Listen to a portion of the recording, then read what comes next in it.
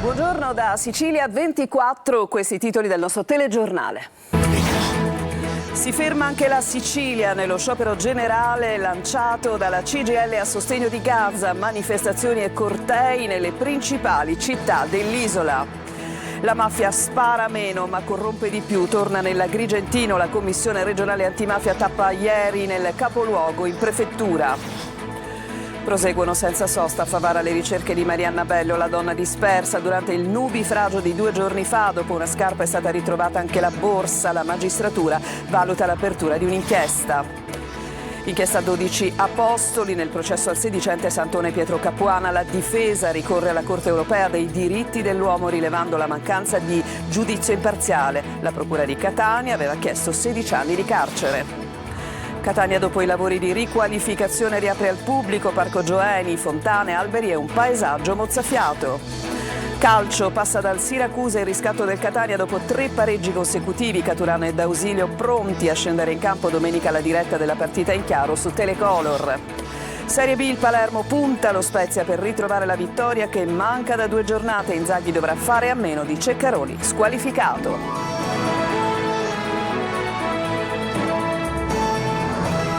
Ben trovati in apertura lo sciopero generale che coinvolge oggi anche la Sicilia, lo sciopero proclamato dalla CGIL a sostegno del popolo palestinese contro l'aggressione alle navi civili di cittadini italiani che portano aiuti e lo sciopero, si legge nella nota, si fa finché cessi la barbarie nella striscia d'opera dell'esercito israeliano. Tante le manifestazioni nelle principali città dell'isola e noi ci colleghiamo subito con Palermo dove c'è Marco Gullà. Buongiorno Marco.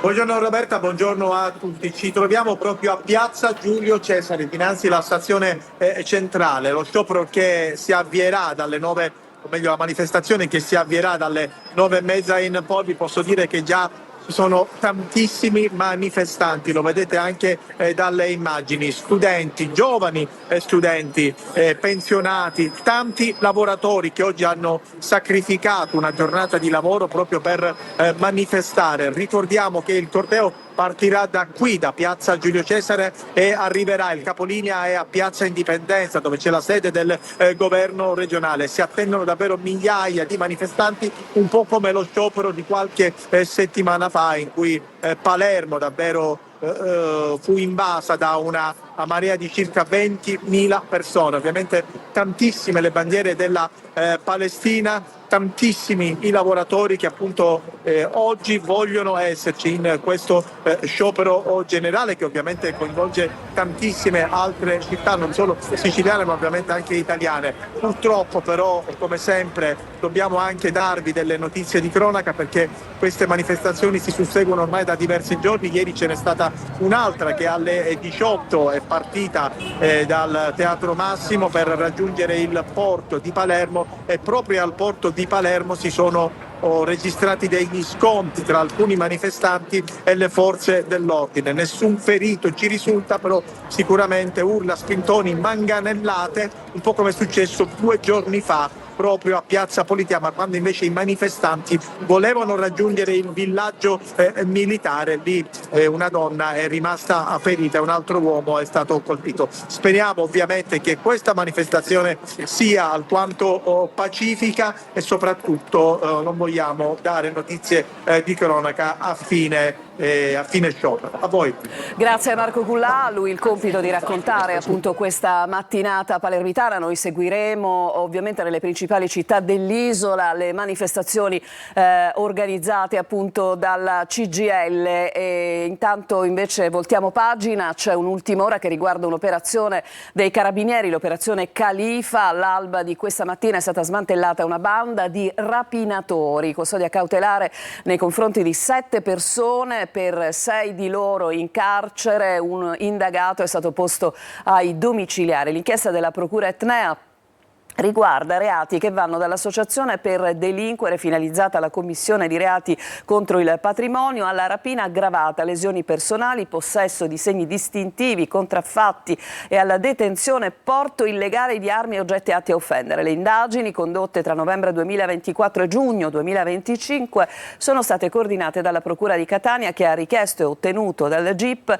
le odierne misure cautelari. Anche di questo ovviamente vi renderemo conto nella prossima edizione del nostro telegiornale, con immagini assolutamente esemplificative di quanto svolto nell'attività di indagine dei carabinieri. La Commissione regionale antimafia è tornata nell'Agrigentino, in particolare ieri nel capoluogo. Antonello Cracolici, presidente della Commissione regionale antimafia, ha detto: la mafia spara meno ma corrompe di più. Il servizio di Davide Sarto. 2 anni dopo la tappa di Favara, la Commissione regionale antimafia torna ad Agrigento e il quadro che emerge è chiaro. Questo resta un territorio strategico per le organizzazioni criminali.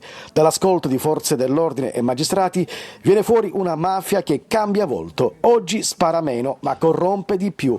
Un sistema che tenta di infiltrarsi nell'economia, negli appalti, nelle attività agricole, con imprenditori che spesso non hanno precedenti ma fanno da copertura agli affari delle cosche. Agrigento è un territorio importante per le organizzazioni criminali. Abbiamo appreso ad esempio l'uso di armi da guerra, non più il possesso, ma sono state usate recentemente nel territorio dell'Agrigentino, in particolare a Porta Empedocle, ad Agrigento città, a Villa Seta, l'utilizzo di Kalashnikov con un'ingente quantità di proiettili da sparo utilizzati.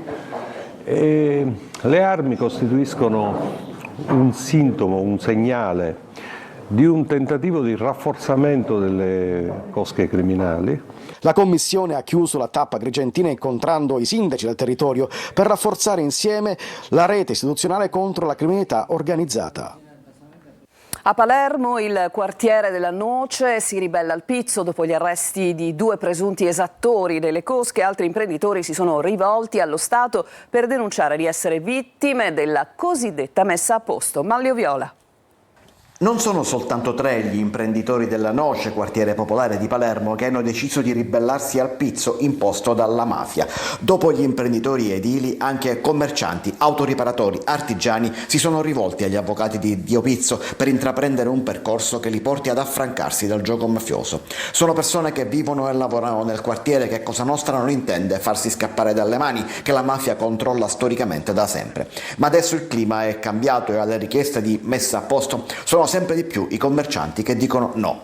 Ieri il racconto e la collaborazione di 3 vittime, in quel caso imprenditori edili come detto, ha fatto scattare l'operazione della polizia, che ha eseguito un'ordinanza di custodia cautelare in carcere a carico di Giuseppe Frangiamore di 53 anni e Giovanni Montoro di 35. Entrambi sono accusati di 3 tentativi di estorsione aggravata dal metodo mafioso in danno di altrettante attività imprenditoriali attive nel territorio storicamente controllato proprio dalle famiglie che compongono il mandamento della Noce.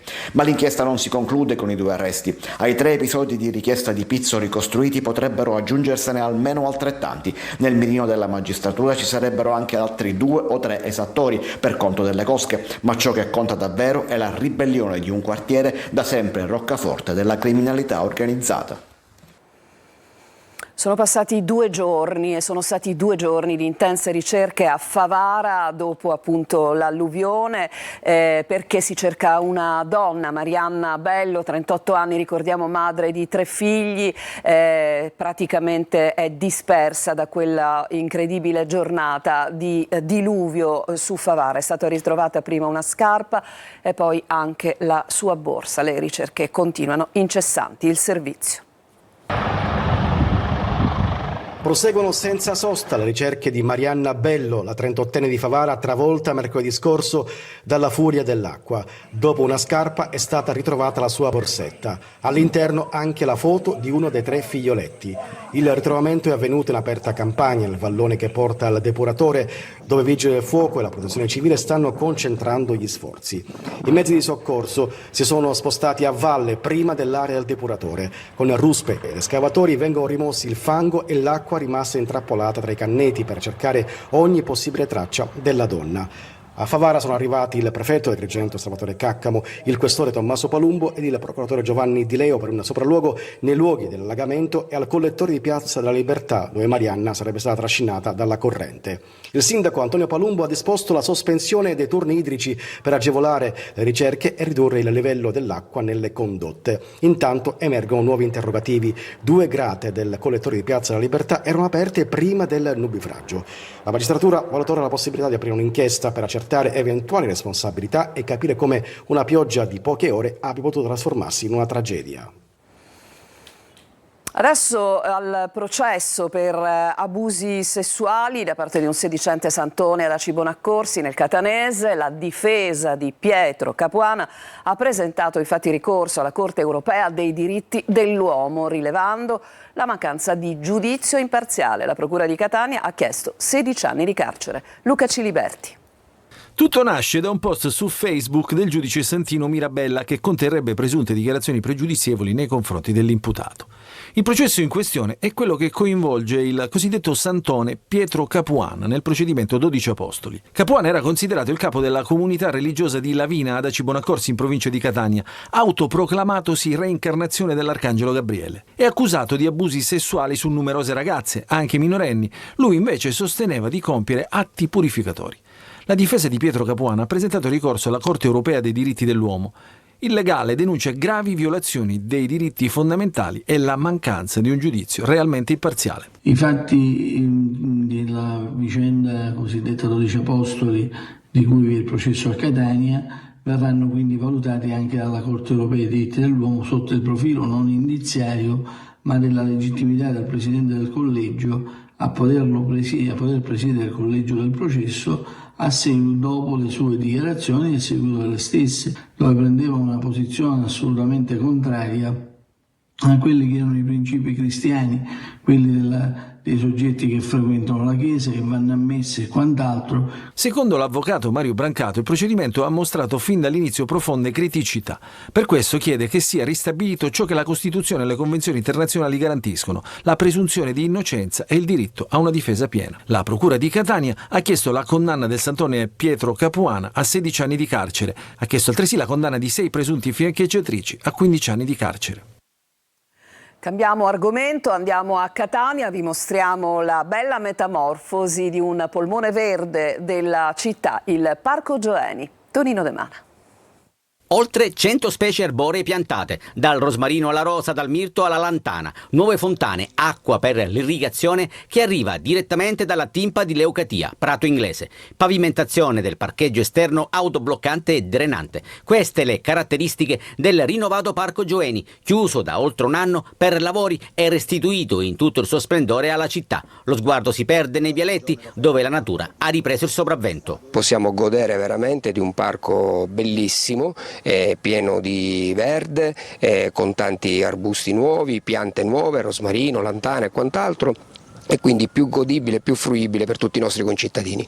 Yoga e gioia al Parco Gioeni. Che effetto fa aprire gli occhi e vedere questo gioiello? E apriamo gli occhi e troviamo anche questa bellezza dall'esterno, che è un riflesso anche della nostra bellezza dell'interno. Siamo felici. Ne è valsa la pena, l'attesa aumenta, si dice il desiderio, quindi questo desiderio oggi viene realizzato e vivere un parco di questo all'interno della nostra città fa sempre piacere e bene. Ma c'è una nota stonata. Mi ha colpito che i bagni però sono ancora chiusi. Per la cronaca, durante i mesi in cui il parco è stato chiuso per lavori, gli immancabili incivili hanno rubato e vandalizzato l'impianto di illuminazione. Infine, gli orari di apertura. Il Parco Gioeni sarà fruibile dalle 7 alle 20 fino al 31 ottobre, poi entrerà in vigore l'orario invernale con apertura alle 7 e chiusura alle 19. Per tutti, benvenuti al Parco Gioeni. Ci fermiamo per una pausa, torniamo tra poco per farvi conoscere un 77enne che scalerà l'Empire State Building. A tra poco.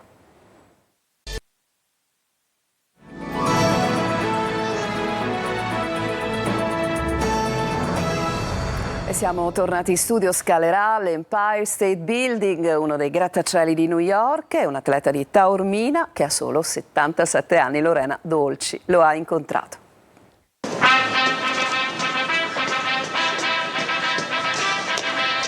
Fin qua quanti scalini sono? 134. Moltiplicate per 10. Il totale è l'Empire State Building, il grattacielo di New York che l'8 ottobre sarà scalato per la più famosa corsa per torri al mondo. Salvatore Ferrara, 77 anni, sarà fra gli atleti che saliranno di corsa 86 rampe fatte di 1556 scalini. Per affrontare l'impresa si allena ogni giorno, che comincia con una buona colazione. Il caffè e latte, fette biscottate con marmellata, mandorle e uva, zuccheri, molti zuccheri. Nessun preparatore atletico, nessun medico sportivo. Salvatore fa tutto da sé. Alla mia mente che è il mio preparatore, perché io conosco il mio corpo e quando devo rallentare, rallento. La scalata è dedicata all'amico Cico Scimone, animatore della Dolce Vita Taorminese, scomparso 20 anni fa e che fino a 94 anni era riuscita ad affrontare la scalata. Amici che lavoravamo insieme, lui faceva il pianista e io faccio il barman, ancora lo faccio. Un po' di stretching per iniziare, poi corsa o scale. L'allenamento si conclude con tuffo a mare, estate e inverno.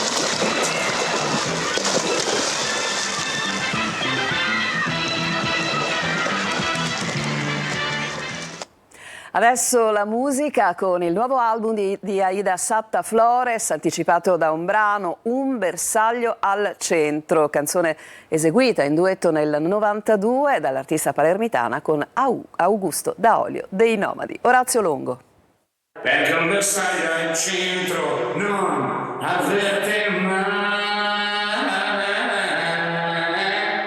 Credo che certe canzoni abbiano gambe e fiato più lunghi di chi le scrive. Una foto che la vede ritratta con Augusto Daolio, con cui duettò nel 1992 quella voce inconfondibile che apre il brano di Un bersaglio al centro, titolo della canzone di Aida Satta Flores, che anticipa l'uscita del suo doppio album dal titolo Volver, un progetto di inediti e di pezzi rivisitati della sua carriera. Un bersaglio al centro, un caso. Dopo 33 anni nasce a nuova vita, anzi torna alla sua vera natura, una ballad d'amore. La dedico a tutti gli uomini ed è il primo singolo di Volver. Volver uscirà l'8 ottobre, è un album, doppio album, realizzato insieme ai ragazzi del Conservatorio Scarlatti e significa ritornare senza nostalgia, in eterno cambiamento. Cantautrice palermitana, Aida Satta Flores, dopo la vittoria al Festival di Castrocaro nel 1985, ha partecipato diverse volte al Festival di Sanremo. Il primo videoclip di Un bersaglio al centro è dedicato a tutte le donne imbavagliate. C'è bisogno di educazione all'amore, c'è bisogno di avere un buon gusto. Il gusto è saper vivere, rispettare gli altri, abbracciare i diversi, essere fluidi anche. Ma che spettacolo intorno al centro, che vita c'è. Bambino questa non la vede mai. Un bersaglio al centro vede gli arrangiamenti di Salvatore Nogara e la partecipazione di Cisco Bellotti. Perché un bersaglio al centro non avverte mai. Ci fermiamo ancora e subito dopo il calcio.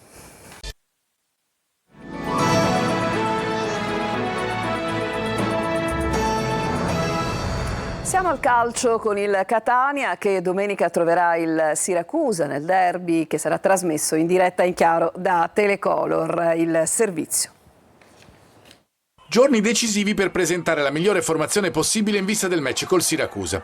Giorni in cui i protagonisti della scorsa stagione, con maglie diverse, Cicerelli e Caturano, che rispettivamente a Terni e Potenza hanno dato un contributo molto importante, vengono premiati dall'Associazione Italiana Calciatori al Massimino. Che sia di buon auspicio anche per quest'anno, perché vogliamo fare qualcosa tutti insieme di bello, quindi spero che arrivi il premio di squadra. C'è stato un periodo difficile dove sono arrivato, volevo dimostrare tanto e fare tanto per aiutare la squadra, non è stato possibile perché sono stato fermato da un infortunio, però adesso sto bene, sto rivivendo il gruppo, sto rivivendo il campo, allenandomi con i miei compagni e quindi sono pronto per Siracusa e spero di dare un grosso contributo per la vittoria. L'attacco sarà determinante per riprendere a correre, attacco inteso come sviluppo del gioco offensivo che ha latitato a Cerignola, ma anche come capacità realizzativa mancata nelle ultime 4 gare in cui solo a Trapani il Catania meritava più di quello che ha raccolto. I rossazzurri vogliono tornare a vincere contro hanno una squadra neopromossa che ha raccolto una vittoria e 6 sconfitte, ma che non avrà nulla da perdere. I tifosi del Catania non faranno mancare il loro contributo, come sempre. Telecolor trasmetterà Catania-Siracusa in diretta in chiaro, gratis per tutti a partire dalle 13:30, 4 ore live con diretta stadio, un'ora di pregara, la telecronaca della partita e le interviste ai protagonisti anche a fine primo tempo e immediatamente dopo l'incontro. E adesso al Palermo, al lavoro, dopo le fatiche del turno infrasettimanale, rosanero sabato giocheranno alla Spezia, il servizio di Marco Gullà. Ripartire dalla difesa. Il Palermo, dopo il pari interno con il Venezia al Barbera, riaccende i motori in vista del prossimo match di campionato che sarà sabato al Picco contro lo Spezia.